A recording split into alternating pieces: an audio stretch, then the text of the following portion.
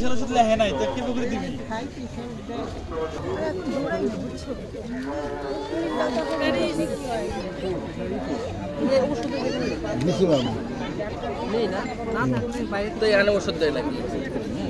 আমরা কি বিপদে ফেলে দিলাম।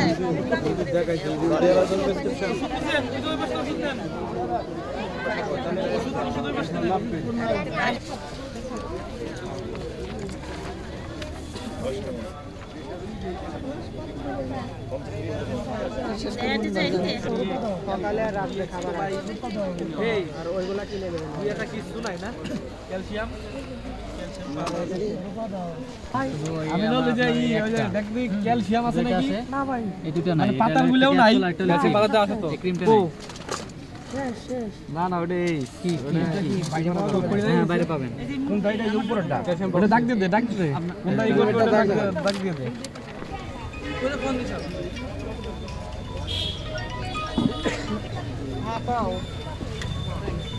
এই প্রেসার হইছে তোর হইছে কিছু খারাপ হইছে এটা এটা শোনা নি এনে বসো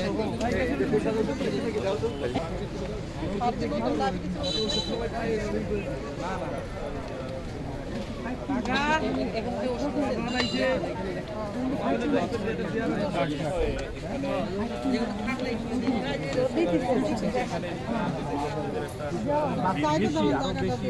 রহমানের 61তম জন্মদিন উপলক্ষে বাংলাদেশ জাতীয়তাবাদী ছাত্র দল ইকবাল ভাই তাকেও আমরা দেখতে পাচ্ছি যে তিনিও কিন্তু এখানে রোগীদের সেবা দিচ্ছেন।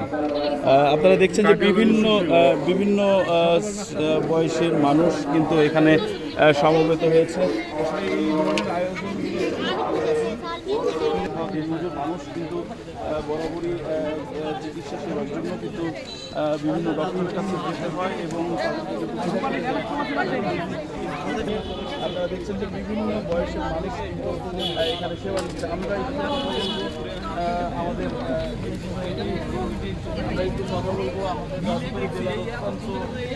জেলা ছাত্র দলের আহ্বায়ক আপনি হঠাৎ কেন এই উদ্যোগ নিলেন? ধন্যবাদ ফেনের ভাই তুষার। আসলে হঠাৎ তো বলতে কি আপনারা জানেন আমাদের সাংগঠনিক অভিভাবক মানবিক বাংলাদেশ গৌরবের স্বপ্ন দেখেন ভারপ্রাপ্ত চেয়ারম্যান জনাব তারেক রহমানের 61তম জন্মদিন উপলক্ষে আমাদের আগে থেকেই তিনি কোনো জাঁকজমক অনুষ্ঠান করতে নিষেধ করেছেন বা কোনো অতি উৎসাহে আয়োজন করতে নিষেধ করেছেন, কিন্তু মানবিকভাবে মানুষের পাশে দাঁড়াতে বলেছেন কোন কর্মসূচি দিয়ে। তারই অংশ হিসেবে আমরা কোনো কেক কাটা বা কোনো আনন্দ র্যালি উল্লাস না করে সাধারণ অসহায় মানুষের জন্য বিনামূল্যে ওষুধ সহ এবং অভিজ্ঞ ডাক্তারের দ্বারা চিকিৎসা সেবা। নার্গিস আপু আছেন, অর্থোপেডিক রেজাউল হাসান সাহেব আছেন, চক্ষু ডাক্তার সুজন আলী সাহেব ছিলেন সহ অনেক নামি দামি চিকিৎসকগণ এখানে উপস্থিত হয়ে ধন্যবাদ দিয়েছেন। আপনি রাজবাড়ী জেলা ছাত্রদল মাঝে মাঝে আপনি চমৎকার সব আয়োজন করে থাকেন।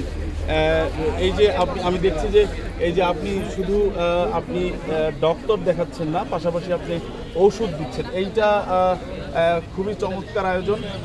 এইটা আসলে রাজবাড়ী জেলার প্রত্যেকটা সংগঠন এবং প্রত্যেকটা মানুষের বৃত্তকেই আজকে আশা করি 15 দিন পর পর আমরা প্রতিটা এই শহরের এক 15 দিন পর বা 1 মাস পর এক এক জায়গায় মাঝে মাঝেই আপনি বিভিন্ন দিবসের আয়োজনে মানে আপনার হই হুল্লোড় না করে এই সমস্ত মানবিক কাজ করবেন। আমাদের সাংগঠনিক অভিভাবক তিনি মানবিক বাংলাদেশ গড়ার স্বপ্ন দেখেন, তারই অংশ হিসেবে আমাদের ছাত্রদল যাতে মানবিক কাজ করতে উৎসাহিত হয় তার কাজকর্মে, ঠিক সেভাবেই আমরা দেশের সেবায় কাজ করে যেতে চাই।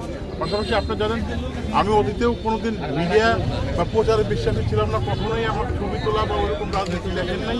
এখন যুগের সাথে তাল মিলিয়ে সোশ্যাল মিডিয়ায় অনেক কিছু প্রচার করতে হচ্ছে যাতে অনেকে উৎসাহ পায়। কিন্তু অতীতে অনেক কাজ করেছি, অনেক জেল জুলুম নির্যাতন থেকে শুরু করে সামাজিক মানবিক সব কাজ করেছি, কিন্তু প্রচার করিনি।